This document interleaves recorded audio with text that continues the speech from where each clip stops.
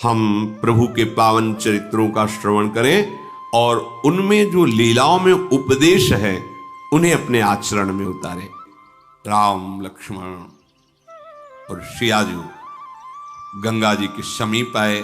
चतुर केवट नाव 10-20 कदम गंगा जी के बीच में। प्रभु ने कहा ऐसा क्या है भाई, यह तो उस पार नाव होती है इस पार नाव होती, बीच में लगा, नाव लाओ ना किनारे। नहीं प्रभु मैं नहीं आऊंगा। भाई क्यों? प्रभु हमने आपका रहस्य जान लिया है। तो तूने क्या रहस्य जान लिया मेरा? प्रभु तुम्हारे सांवले चरणों में बड़ा जादू है। ऋषि मुनियों से सुना है, अपने निषाद राज से भी सुना है और नगर के लोग भी कह रहे थे। तो आपके चरणों में, चरण रज में बड़ा जादू है। नहीं क्या जादू है? सुना है गौतम ऋषि की पत्नी जो शिला रूप में थी, आपका चरण स्पर्श हुआ, सुंदर नारी बन गई। प्रभु शिला नारी बन गई तो काठ को नारी बनने में कितना देर लगेगा? वो वैसे ही लड़का बच्चा से घर में हम उसके पालन पोषण में परेशान है, और अगर नाव जिससे पालन पोषण करते वो भी नारी बन गई तो समस्या और बढ़ जाएगी। ना ना, हम तो नाव नजदीक लाने वाले नहीं, तरनी मुनि घरनी हो जाई, बाट परे मोरी नाव उड़ाई, ये ही प्रतिपालो सब परिवारू, नहीं जानो कछु और कबारू।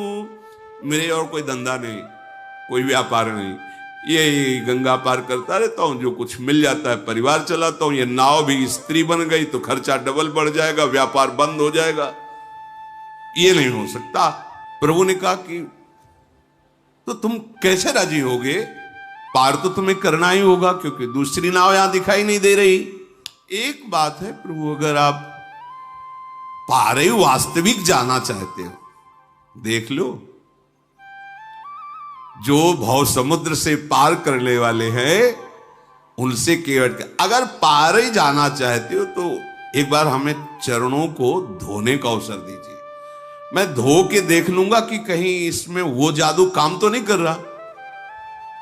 मैं जल लाऊं कठौते में, चरण धोऊंगा। अगर कठौता स्त्री बन गया तो कोई घाटा नहीं होगा, क्योंकि नाव हमारी सुरक्षित रहेगी, आने जाने से वो मिलता रहेगा और परिवार चलता है। अगर कठौता स्त्री नहीं बना और हमने चरण धो लिया, फिर नाव में बैठा लेंगे कि वो केवल शिला ही नारी बन सकती, एक काठ जो है नारी ले। भगवान बहुत मुस्कुराए रहे कि यार बड़ा विनोदी है ये केवल। जो प्रभु पार अवश्य गा चाहो, मोहि पद पदुम पखारन का। लक्ष्मण जी ने रोष दृष्टि, संभाल के बात कर, मानो नेत्रों ही नेत्रों में डांट रहे हो, संभाल के बात कर। इशारा की लक्ष्मण जी तरफ, अब डरने वाले नहीं है हम, ठीक है मार दो चलेगा। मैं कसम खा के कहता हूं महाराज, जब तक चरण नहीं धुलवाओगे पार नहीं करूंगा। और ये लखनलाल जी, मारना चाहते हो ना, मारो मारो, मेरा सौभाग्य है। इसमें क्या सौभाग्य है? जब मारेंगे तुम्हें तो सौभाग्य क्या होगा पता है तुम्हें? कहां मर रहा हूं? गंगा जी में, सीधे गंगा जी में। मार कौन रहा है? राम जी का भाई लखन। अपराध क्या है? केवल चरण पखारना चाहता है। साक्षी कौन है? स्वयं राम जी। मारो मारो, हमें कोई परवाह नहीं। केवट की बात सुनकर लक्ष्मण जी भी शांत हो गए कि बड़ा विवेकवान है, मुझे कोई इसमें मेरा तो अहोभाग्य आज होगा ही होगा, या तो मारो तो अहोभाग्य, नहीं तो चरण पखारेंगे अहोभाग्य। अब मुझे कोई मेरे भाग्य से विचलित नहीं कर सकता है। प्रभु ने कहा भाई तुम्हारी नाव ना स्त्री बने और मुझे पार जाना ही है, तुम उपाय कर लो। कृपा समुद्र भगवान श्री राम मुस्कुरा कर बोले भैया तू वही उपाय कर जिससे तेरी नाव बच जाए। तुझे चरण ही पखारना है, जल्दी कर, चरण धो और मुझे पार उतार दे। देखो प्रभु का कृपा प्रसाद प्राप्त करके तुरंत भवसागर से पार हो जाते हैं जन। आज प्रभु निहोरा कर रहे केवट से, मुझे पार कर। जासु नाम सुमिरत एक बारा, उतरहि नर भव सिंधु अपारा। सोई कृपालु केवट ही निहोरा, जेहि जगु कीयति हूँ पगहु तिथोरा। जिनका नाम स्मरण करने से अपार भव समुद्र संसार से जीव तर जाता है, जिन्होंने 3 पग पृथ्वी मांगी और 2 में ही नाप ली, वो केवट से निहोरा कर रहे हैं गंगा पार करने के लिए। परम कृपालु प्रभु जी के वचन सुनकर गंगा जी भी अंदर ही अंदर बड़ी आनंदित हो रही कि मैं जिनकी चरण धोवन हूं, प्रभु निहोरा कर रहे मेरे से पार जाने के लिए। ओहो, साक्षात महा सामर्थ्यशाली होते हुए केवट से प्रार्थना कर रहे हैं। गंगा जी प्रभु के नख कांति को देखकर अपने प्रगट स्थान, यहीं से प्रकट हुई, बहुत प्रफुल्लित हो रही है। आज मैं धन्य हो गई गंगा जी के। प्रभु ने कहा शीघ्र करो ना, रुको महाराज, पहले से व्यवस्था की। कठौता लाया, कठौती ले कि अगर बनेगा भी ना तो कठौता लड़का बनेगा, नाव खेने के काम में आए। प्रभु की आज्ञा होते ही कठौते में सुंदर जल भर कर लाया और प्रभु ने चरण पधराए। अब वो बहुत आराम आराम से प्रभु के कोमल चरणारविंदों को धो रहा है। कैसी प्रेममयी दशा केवट, उसे देखकर बड़े बड़े ऋषि मुनि देवता पुष्पों की वर्षा कर रहे। धन्य भाग जो मुनियों के ध्यान में आने वाले चरणारविंदा, साक्षात केवट उन्हें धो रहा है, चरण कमल धोता जा रहा है। हृदय आनंद से लबालब भरा है, रोमांच हो रहा है। प्रभु ने कहा शीघ्र करो, उसको तो सुध ही भूल जाती, चरण पकड़ करके फिर धोती। प्रभु ने कहा जल्दी करो, मुझे पार जाना है। अपने वस्त्र से भी प्रभु के चरण पूछे। अहो भाग, फिर जो चरणोदक है पान किया। चरणोदक प्रभु का पान करते ही जितने उसके पितर थे सब भगवत प्राप्त हो गए। पितर लोक में जितने पितर थे सब भगवत प्राप्त हो गए। जो उसका पूरा परिवार था उसका भगवत प्राप्ति निश्चित, जैसे पास बन गया हो। पद पखारी जलपान करी, तो आप उस सहित परिवार और पितर पारो। आप पूरा परिवार पितर सब भगवत धाम के वासी, सब परम पद के अधिकारी। इसीलिए ये नहीं सोचना चाहिए कि हमारे परिवार का क्या होगा।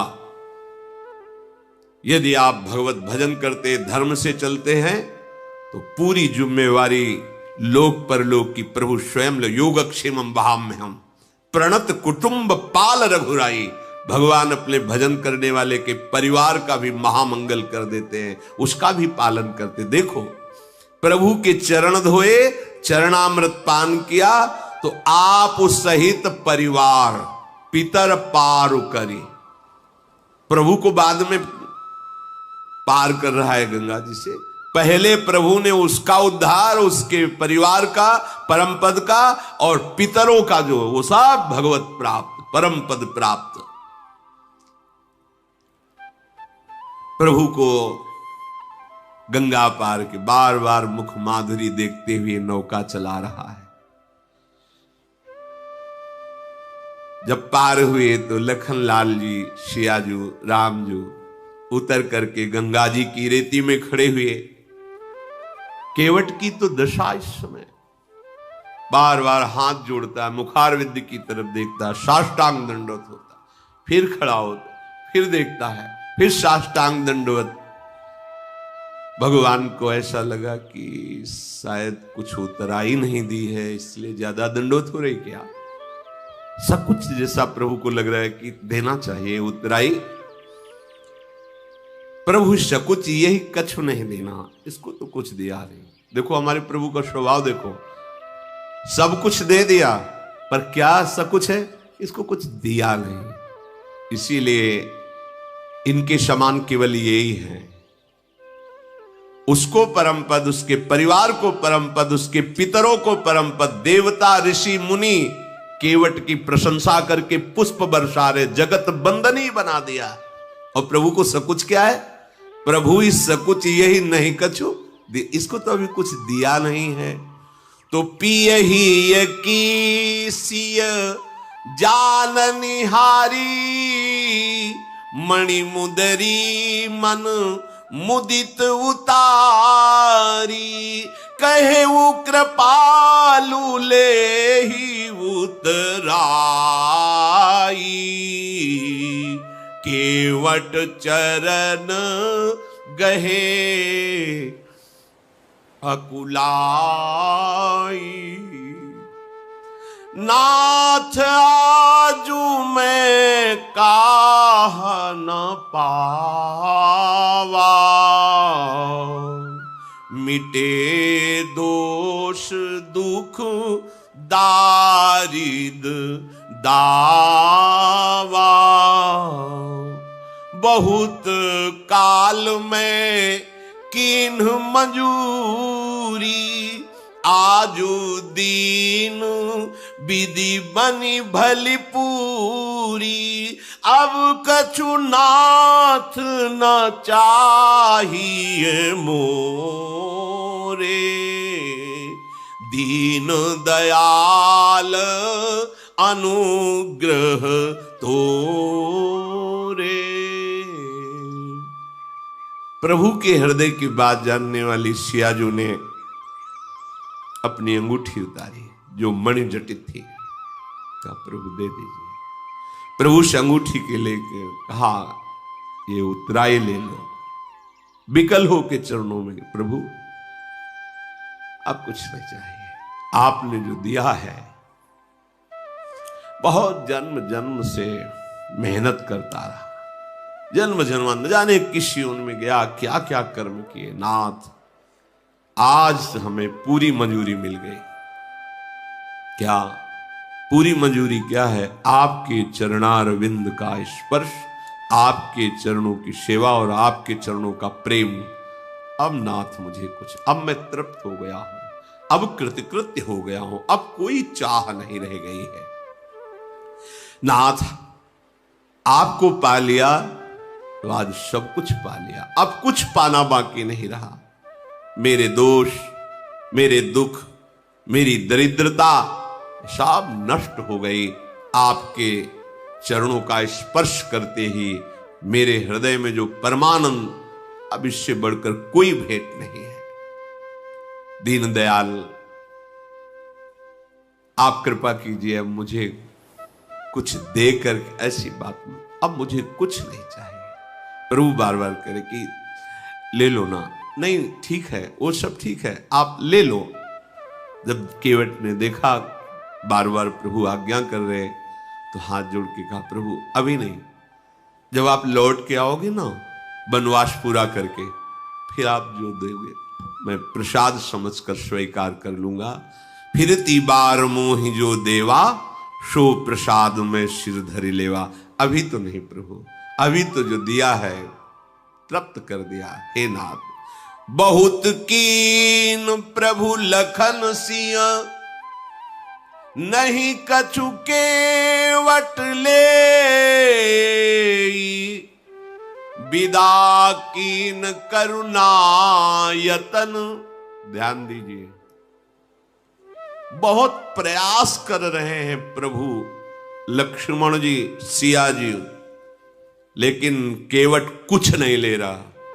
भगवान फिर दे रहे हैं, क्या ये मिलना बड़ा कठिन है। बहुत कीन प्रभु लखन सिय, नहीं कछु केवट ले, तू विदा कीन करुणा यतन, भगति विमल बर दे। जाओ, तुम्हारे हृदय में प्रेम लक्षणा, अखंड भक्ति, अविरल भक्ति, ये दुर्लभ है। इससे बढ़कर कोई लाभ नहीं है। करुणा के धाम प्रभु अपने श्री चरणों का प्रेम प्रदान किया।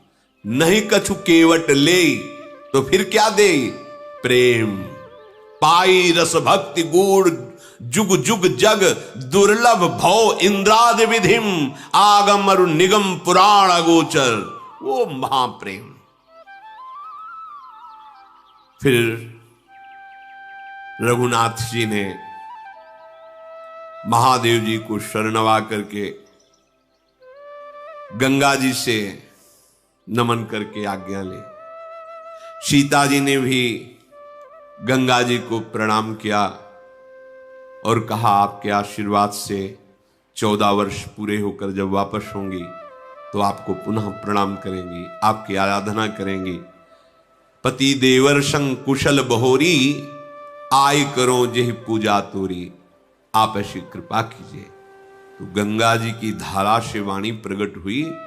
जब सियाजू ने गंगा जी से ऐसी प्रार्थना की तो गंगा की धारा से गंगा जी बोली, वाणी प्रकट हुई, हे श्री राम की प्रिया जानकी, तुम्हारा प्रभाव कौन है जो जानता ना हो।